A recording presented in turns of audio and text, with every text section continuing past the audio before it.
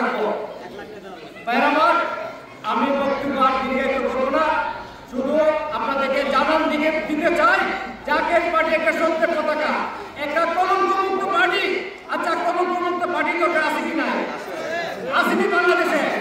কলঙ্কমুক্ত party একটা আছে, Zaker party. কলঙ্কমুক্ত একজন নেতা হেজবুল্লাহ ইমাম, জাকের পার্টি মহামান্য চেয়ারম্যান মুস্তফা আমির হোসেন মুজাহিদি সাহেব। আচ্ছা, দেশের মধ্যে দুইটা জিনিস দরকার আছে, একটা হচ্ছে জনপ্রিয়তা, দরকার আছে না? বহু রাষ্ট্রপ্রধান তারা উন্নয়ন করে গেছে, কিন্তু জনপ্রিয়তা অর্জন করতে পারছে না। এরশাদ কি কম উন্নয়ন করছে? জনপ্রিয়তা কি পাইছে? পায় নাই। এই যে ইরাকে সাদ্দাম হোসেন অনেক উন্নয়ন করছে, কিন্তু জনপ্রিয়তা কেউ পাইছে না। কাজেই ভাইরা, দুইটাই অর্জন করতে পারবো জাকের পার্টি। আমাদের পার্টির চেয়ারম্যান উনি মানুষকে আদর দিয়ে, মহব্বত দিয়ে, ভালোবাসা দিয়ে উনি 21 লক্ষ উনি নেতা কর্মী তৈরি করছে। কত লক্ষ? 21 লক্ষ। এবং সমর্থন আছে আমাদের 3 কোটি। কত কোটি? 3 কোটি সমর্থন আছে।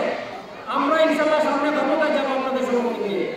আমরা ইনশাল্লাহ সামনে ক্ষমতায় যাবো ইনশাল্লাহ, আপনারা যদি আমাদেরকে সমর্থন দেন।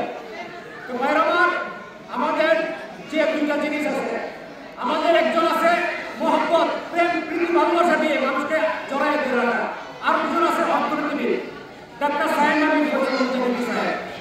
উনি বলছেন 3 বছর লাগবে এই বাংলাদেশ সোনার বাংলাদেশ করার জন্য।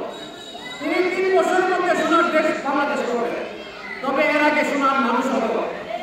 এই বাংলাদেশ সোনার মানুষ করার কারিগর হচ্ছে জাকের পার্টির চেয়ারম্যান মুস্তফা আমির হোসেন মুজাহিদি সাহেব। ভাইরা, সেই যোগ্য নেতার দাওয়াত আমি আপনাদেরকে দিয়ে গেলাম, জাকের পার্টির দাওয়াত দিয়ে গেলাম। আমাদের মার্কা গোলাপ ফুল, আমাদের মার্কা গোলাপ ফুল। সেই গোলাপ ফুলের সামনে নির্বাচন নিয়ে আপনাদের বাড়ি বাড়ি আসবো। সেই